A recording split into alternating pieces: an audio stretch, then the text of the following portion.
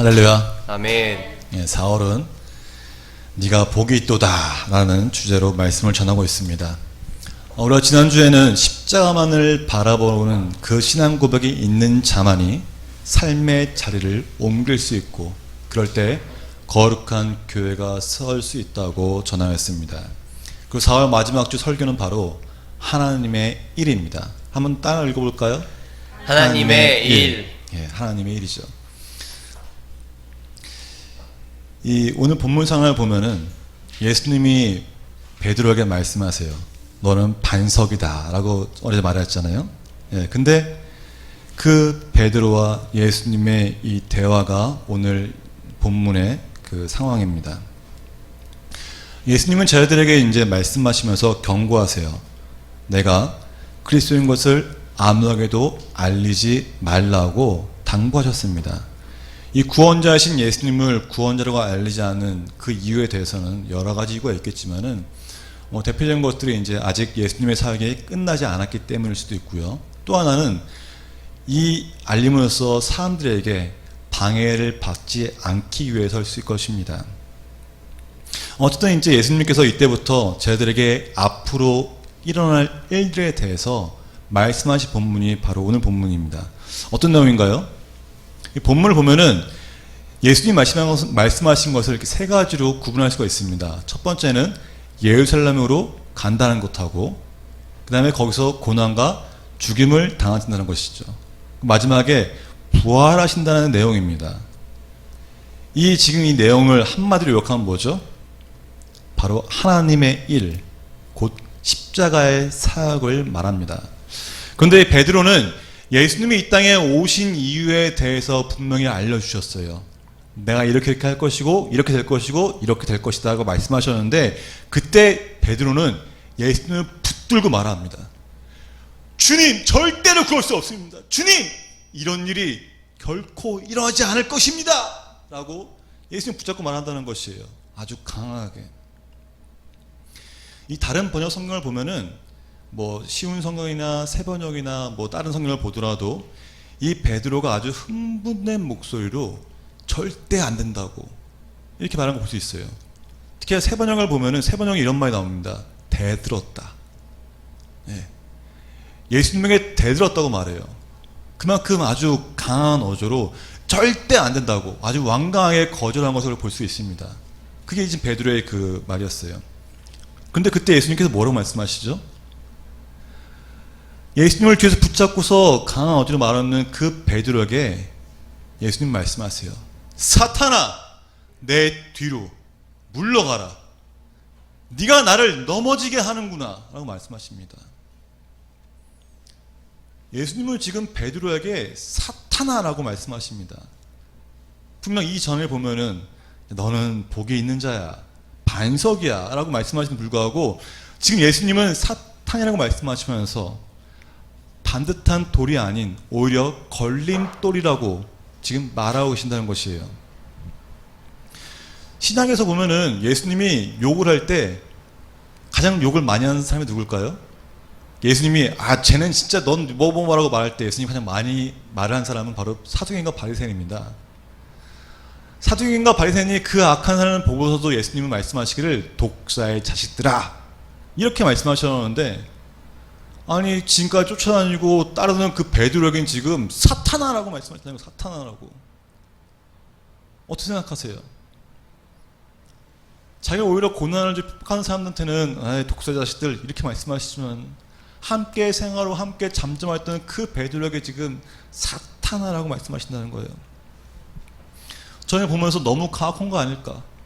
그래도 3년 동안 쫓아다니면서 이렇게 열심히 헌신하고 예수님에 대해서, 하나님에 대해서 가장 많은 이해를 하고 있는 이 베드로인데도 불구하고 베드로에게 지금 사탄아라고 말하는 것은 너무 가혹한 것은 아닐까라는 생각을 하겠습니다. 근데 베드로 입장에서는 이 예수님을 붙잡고 말한 이유는 우리가 이미 알고 있어요. 그렇죠? 다 아시겠지만 다시 말하자면은 그 베드로의 헛된 주장은 예수님이 메시아이기 때문에, 예수님이 정말 기적을 보시는 그 대단한 분이시기 때문에 예수님의 능력으로 이 로마의 압제로부터 벗어나 승리하고 세상을 정복할 것이라는 그런 기대감이 있었어요. 그 기대감은 베드로뿐만 아니라 예수님을 따르던 많은 사람들이 갖고 있던 그런 기대감이었습니다. 그렇잖아요. 예수님은 뭐 기적을 행하시고 능력을 행하시는 분으로서 그 예수님이 죽는다는 것은 말이 안 되는 거였어요. 절대 고난을 받아서도 안 되고 초자연적인 능력으로 유대인의 진정한 왕이 되길 원했기 때문입니다. 근데 이 생각을 사람이 먼저 했을까요? 그렇지 않다는 거예요. 예수님이 광야에서 40일 금식기를 마치고 나쳤을 때 예수님 앞에 누가 나타났나요? 사탄이 나타났습니다. 그리고 그 사탄은 예수님에게 말하죠. 고난 없는 왕권을 제공을 했다는 사실을. 기억하시나요? 사탄의 세 가지 시험. 그거는 곧 내가 너 세상을 줄게 이렇게만 해. 그러면 아무런 고난이 없을 거야. 너는 진정한 왕이 될 거야 라고 말한다는 것이죠. 예수님은 그 베드로의 고백을 듣자마자 야, 이거는 베드로의 생각이 아니라 사탄의 생각이구나. 사탄이 뒤에 있구나. 그렇기 때문에 예수님은 베드로에게 사탄아 물러가라고 말씀하셨다는 것입니다. 이 사탄의 생각을 심어놓은 것은 딱 이때 끝나지 않았어요. 예수님이 물러가라 했지만은 그 사탄의 생각은 베드로를 휘어잡기 시작합니다. 예수님이 십자가에 죽으셨을 때 어떻게 됐나요? 베드로는 예수님을 3번이나 부인하고 자신의 일로 돌아갔습니다. 우리는 그걸 이미 알고 있잖아요. 신앙생활도 마찬가지입니다. 우리가 믿음이 깊어지고 뭔가 되려고 할 때 더 큰 고난이 오고 더 큰 시련이 온다는 거예요. 지금 베드로 보세요. 이 전말에도 분명히 예수님 나의 살아계신 하나님의 아들이고 나의 주님이라고 그 고백을 했던 자가 바로 이어서 지금 독사하시게 된 거예요. 사탄이 된 거예요. 이것처럼 우리는 신앙 고백할 때 우리가 좀 나간 거를 할 때 더 큰 고난이 찾아온다는 것이에요. 히터 좀 꺼주세요. 덥네요. 예. 이 예수님의 반석에 불렸지만 걸림돌이라고 들었던 사탄아라고 들었던 그 베드로, 그의 삶이 어떤지 우리는 알고 있죠. 예수님을 통해서 하나님의 일인 십자가에서 고난과 부활을 경험하게 되었을 때 베드로는 하나님의 일을 하게 되었고 성령의 능력으로 살고 했습니다. 이 베드로를 통해서 우리는 정말 많은 걸 생각할 수 있어야 돼요. 정말 많은 걸 보게 됩니다. 제가 이번 금요일날 갈매산 기도를 갔다 왔습니다. 다 아시겠지만 우리가 한 달에 매월 마지막 주 금요일은 우리 교회에서 다 같이 모여 철학 기도를 하는 날이잖아요. 셋째 주는 목회장 모여서 기도를 하고 넷째 주는 다 같이 모여하는 그 철학 기도를 하는데 우리가 코로나19 때문에 지금 철학 기도를 못하고 있는 상황에 있어요. 저 혼자도 해야겠다는 생각이 들어서 내가 교회에서 혼자 하면 좀 심심할 것 같으니까 외롭지 않게 기도원을 가겠다. 그 기도원을 갔습니다. 운전을 해서. 이게 한 9시 한 몇 분쯤 도착을 딱 했는데 기도원이 앞에 불이 다 꺼 있는 거예요. 예배실이 불이 꺼 있는 거예요. 그래서 코로나 때문에 그렇구나 하고 기도골을 찾아갔습니다. 근데 기도골도 문이 이렇게 줄로 닫혀 있는 거예요. 그래서 내가 좀 더 알아보고 올걸. 안타깝다. 기도할 데 없나? 이러고 두었다가 이제 자리가 없더라고요. 그래서 하늘을 딱 봤어요. 정말 그 바람이 그렇게 불던 그날 하늘에 구름 한 점 없더라고요. 아주 맑더라고요. 근데 제 눈에 뭔가 보이기 시작했습니다.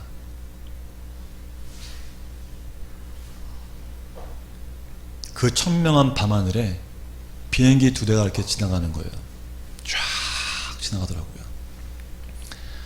평소였으면 잘 안 보였을 텐데 그 비행기가 그날따라 아주 또렷하게 보여서 고작 1cm만 정도의 크기로 보이는데 그 비행기가 날개도 보이고 동체도 보이고 또 비행기 가다가 갑자기 라이트를 탁 켜는 거예요. 그 밑에 등판에서요. 아주 몇 개 되는 것 같아요. 그게 눈에 보이더라는 거예요. 보면서 나 저런 걸 보게 되는구나. 처음 보네. 라이트도 켜고 이렇게 어두운 밤하늘에 저렇게 천명하게 보일 수 있구나 라고 보게 됐죠. 근데 그때 제 생각을 딱 스치는 게 있었어요. 때린 게 있었어요. 나도 하나님을 저렇게 비행기처럼 정말 또렷하게 보고 싶다는 생각하겠다는 거예요. 그렇지 않나요? 우리는 아무 때나 하늘을 본다고 해서 비행기가 보이진 않아요. 그렇죠? 뭐 비행기 지나가는 자리에 앉아가지고 비행기 본다고 비행기 보이진 않아요. 비행기 보기 위해서는 딱 박자가 맞아야 돼요. 뭐예요? 미세먼지도 없어야 되죠. 밤하늘에 구름도 없어야 돼요. 맑은 날씨에 돼야지만 그거 볼 수 있다는 것이에요. 그것처럼 우리는 평소에 하늘 나는 비행기 볼 수가 없습니다. 근데 그것처럼 지금 베드로는 하나님의 일은 십자가를 또렷하게 바라보아야 하는데 미세먼지 때문에 구름 때문에 보지 않는 것처럼 하나님의 일을 자신의 생각으로 판단으로 제대로 보지 못한다는 것이에요. 그래서 예수님을 붙잡고 그 말했을 때 예수님은 사탄아 물러라 말씀하신 겁니다. 우리는 성경을 보면서 베드로 참 어리석다. 왜 이렇게 말했어? 라고 생각할지 몰라요. 근데 우리도 베드로와 다를 게 없다는 것이에요. 사랑하는 여러분, 한번 볼까요? 우리는 사물을 또렷하게 보는 걸 좋아해요. 정말 생각보다 많이 좋아합니다. 저도 안경을 쓰고 있죠. 왜 써요? 또렷하게 보려고 쓰는 겁니다. 이뿐인가요? 많은 인류들이 더 멀리, 더 가까이 보기 위해서 큰 망원경을 개발하기도 하고 또 발명도 하고 하늘에 띄우잖아요. 그것뿐이에요? 우리는 스마트폰도 선명하고 큰 화면을 좋아해서 점점 큰 화면, 점점 좋은 핸드폰을 찾게 됩니다. 이것뿐만이 아니에요. 유튜브를 보면서도 이렇게 영상이 이렇게 흐리지? 목소리가 이렇게 선명하잖아 이렇게 말하는 것처럼 우리는 아주 선명하고 또렷한 것을 보길 원한다는 것이에요. 그런데 왜 그런 마음을 갖고 있으면서 하나님을 선명하게 보려는 마음 없는 것일까요? 내 눈에 보이는 그런 화면이나 모든 영상 매체들은 또렷하고 분명하게 보이는 걸 좋아하면서 왜 살아계신 하나님을 또렷하게 분명하게 볼 생각을 하지 않는다는 것이에요. 왜 그럴까요? 안 하는 것일까요? 못 하는 것일까요? 근데 저는 그 묵상하면서 하늘의 비행기를 보면서 생각했어요. 어쩌면은 안 하는 것이 아니라 못 하는 것일 수 있겠구나. 못 하는 것일 수 있겠구나. 제가 생각한 이유는 다른 게 아니에요. 기도 여행 갔다가 문이 닫혔으니까 다시 운전을 해서 교회로 왔어요. 교회에 딱 앉아가지고 십자가가 불을 제가 항상 켜놓고 있거든요. 요즘 최근에는요. 십자가 앞에 딱 앉았죠. 방석에 딱 앉아서 성경책을 펴놓고 물을 이만큼 떠다 놓고 갖다 놓고 컵 갖다 놓고 이제 주님의 기도를 해야 되니까 막 힘차게 기도했어요. 정말 뜨겁게 보행을 선포하면서 주님 하면서 큰 소리로 외치고 누가 듣던 말 상관없으니까 엄청 크게 웃으면서 막 주님 막 붙잡고 막 따랐어요. 몸이 뜨거워지더라고요. 정말 좋았습니다. 오늘 설교 아웃라인도 그 기도할 때 다 주님이 생각나게 하시더라고요. 이것뿐만 아니라 예배의 디자인이고 뭐고 다 생각나게 하셔가지고 제가 막 적으면서 주님 너무 기쁩니다 막 이러고 있었어요. 근데 갑자기 화장실 가고 싶은 거예요. 그래서 어떻게 해요? 가야죠. 멈춰놓고 약간 올라갔다 왔죠. 딱 앉았는데 기도가 돼야 안 돼요? 기도가 안 나오는 거예요. 갑자기 분위기가 반전이 된 거예요. 그거 안 할 수는 없잖아요. 붙잡고 계속 주님에게 시름을 했죠. 주님 막 그렇게 했어요. 끊임없이 구했는데 그런데 그때 생각을 통해서 주님이 주신 말씀이 몇 개 있다고요. 그 두 가지 말씀이 말라기와 역다의 말씀이었는데 이 역다의 말씀이 뭐냐면은 바알을 향해 쓴 그 물질에 대한 심판과 그리고 하나님의 일을 하기 위해 하나님이 채우시는 그 물질에 대해서 말씀하셨더라고요. 또 말라기 말씀은 온전한 물질과 헌금에 대해서 말씀이었습니다. 제가 말씀 두 개를 보면서 물질에 관한 말씀인데 이거 왜 떠오르겠지? 뭐지라고 제가 이렇게 묵상하면서 계셨어요. 그런데 그때 그 말씀을 통해서 제 안에 반성이라고 회개가 나왔습니다. 그게 뭐냐면은 최근에 교회에 물건을 구입한 게 많아요. 뒤에 십자가 보면 천도 최근에 구입한 것이고요. 이 성찬대로 쓸 식탁도 구입을 했어요. 이거 외에 여러 가지를 구입했는데 그 구입을 할 때 주님께 기도하지 않고 묻지 않고 구입했다는 것이에요. 선교사에게 후원금을 보낼 때도 기도하지 않고 묻지 않고 그냥 보냈어요. 왜요? 이건 하나님의 일이잖아. 교회에 사용하는 거잖아. 근데 기도해야 되나? 아예 기도할 생각도 못했다는 것이에요.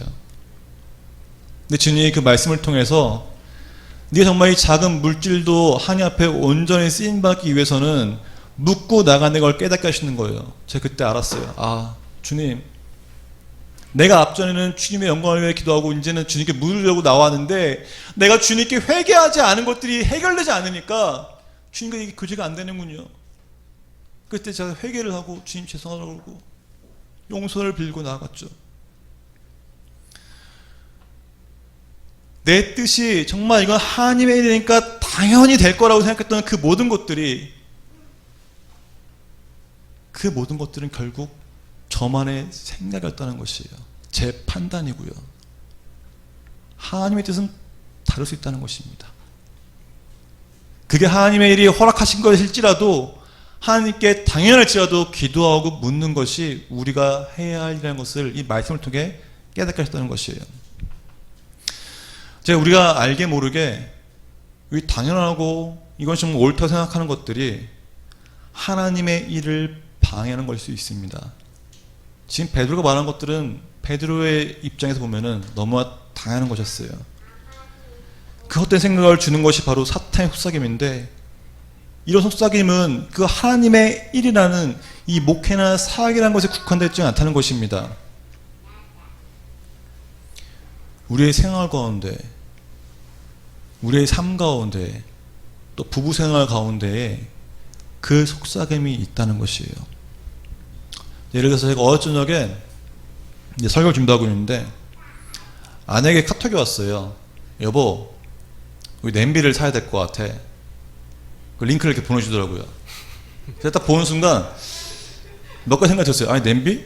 뭐 지금 쓰는 게 좀 지저분하지만은 못 쓸 건 아니니까. 아, 그냥 쓰는 게 어때? 그래서 제가 이제 타박을 줬죠. 아, 근데 생각해보니까 내가 이것도 주님께 기도했다는 생각이 드는 거예요. 기도해야겠구나. 잠깐 기다려라고 기도를 했습니다. 하나님한테. 하나님, 아내가 냄비를 사야 한다고 그러는데 굳이 살 필요는 없을 것 같은데 하나님 이거 어떻게 합니까? 하나님 대단해요. 딱 그러니까 하나님이 제 생각을 주셨어요. 그 생각이 뭐냐면은 요리하는 자에게 기쁨을 주라, 이 생각을 주신 것이에요. 그래서 제가 아내에게 카톡으로 이제 말을 했죠. 하나님, 내가 물어봤는데 요리하는 자에게 기쁨을 주라고 말씀하셨어. 나 자기 말한 거 사줄게. 그 돈을 보냈죠. 제가 결제를 하고 또 아내가 뭘 또 사고 싶대요. 아주 그래, 그것도 요리하는 자의 기쁨이니까 내 돈으로 줄게. 제 돈을 비상금을 빼가지고 줬어요. 그래서 중요한 거는 아내가 물건을 샀기 때문에 기쁜 것일까요? 아니라는 거예요. 물건을 사는 거는 뭐 다르게 살 수도 있어요. 근데 거기서 중요한 키포인트는 물건을 구입한 것이 아니라 요리하는 자에게 기쁨을 줄게라는 그 문장에서 아내는 그 말 통해 회복이 일어나고 하나님을 더욱더 보게 했다는 것이에요. 처음에는 제 생각으로는 이거 뭐 그럴 필요 없잖아 하지만은 하나님이 말씀하시고 하나님의 그 생각에 귀를 기울여서 그 말을 했을 때는 그 말 한마디가 사람을 회복시키는 역사가 있다는 것입니다. 이렇게 우리의 생각하는 것과 하나님의 뜻이 반대일 수 있습니다. 그러나 우리의 말 한마디가 사회뿐만 아니라 우리의 생활 가운데 쓴뿌리가 되기도 하지만은 반대로 우리의 말 한마디가 꽃을 피우기도 합니다. 그래서 우리는 우리의 생각으로 이것이 맞다라고 생각하는 순간 우리는 위험해집니다. 베드로도 예수님이 죽으셨을 때 자신이 생각했던 것들과 기대한 것들이 무너져 버렸고 그때 예수님을 돌아서고 배신했다는 것을 우리는 기억해야 합니다. 베드로가 예수님이 말씀하신 반석이 된 것은 예수님의 그 그리스도의 부활을 체험한 것도 있지만은 그 사건을 통해 자신의 생각을 부정하게 되고 오직 자기의 자아를 내려놓고 십자가를 지고 예수님을 따랐기 때문에 하나님의 일을 하는 사역자로 세워진 것입니다. 우리도 마찬가지예요. 십자가를 바라보는데 무엇인가 방해가 된다면 그 방해가 무엇인지를 알고 그 방해가 내 생각이나 내 편견이 십자가를 바라보는데 방해한다면 그걸 다 내려놓고 회개 기도하며 나아간다는 것입니다. 그래서 주님은 24절에 말씀하시는 거예요. 24절 한번 볼까요? 우리 함께 봉독하겠습니다. 누구든지 나를 따라오려거든 자기를 부인하고 자기 십자가를 지고 나를 따를 것이니라. 아멘. 예수님이 하신 말씀은 저희들에게 하신 말씀이 아니라 지금 여기에 계신 우리에게 하시는 말씀입니다. 십자가를 지기 위해서 자신을 부인하고 예수님을 따르기 위해서는 자기의 이기적인 생각이나 주장, 자아를 철저하게 내려놓고 따라야 한다고. 그렇게 하는 자만이 십자가를 질 수 있는 것이고 십자가를 지는 자만이 예수님을 따르는 사람이라고 말씀하신 것입니다. 예수님을 따르는 자만이 보혈의 능력을 선포하며 승리적인 삶을 살 수가 있습니다. 예수님을 따른다고 말하면서 자신의 생각으로 하나님의 일을 방해하는 것은 사탄의 생각이라고 주님 말씀하신다는 것이에요. 그래서 우리는 주님을 바라보기 전에 내 육신의 눈을 바라보는 것이 아니라 내 마음의 눈을 열어서 주님을 바라봐야 되는 것이에요. 내 마음 가운데 뭐가 중심인지, 내가 예수님을 바라보는 데서 방해가 되는 내 마음의 요소가 무엇인지를 정확히 깨뜨려볼 수 있도록 성령님께 구하고, 주님, 내가 미처 알지 못한, 내가 생각하지 못한 그 모든 것들이 무엇입니까? 라고 물어본다는 것이에요. 십자가 앞에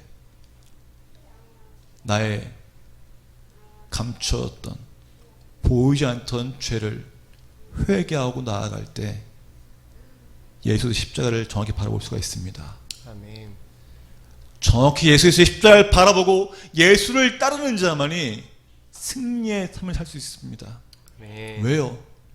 그리스도의 보혈의 능력을 선포하는 것이 결코 헛된 말이 아니라 십자가를 지고 있는 자에게는 보혈의 능력이 임하기 때문입니다. 아멘. 사랑하는 여러분, 우리가 십자가를 바라볼 때 정말 내 마음의 눈을 열고서 내가 주님 앞에 거룩한 자가 되어서 주님의 뜻을 따르며 하나님의 일을 세워가는 거룩한 자가 되었다고 고백하며 나아가기를 주의 이름으로 축원합니다.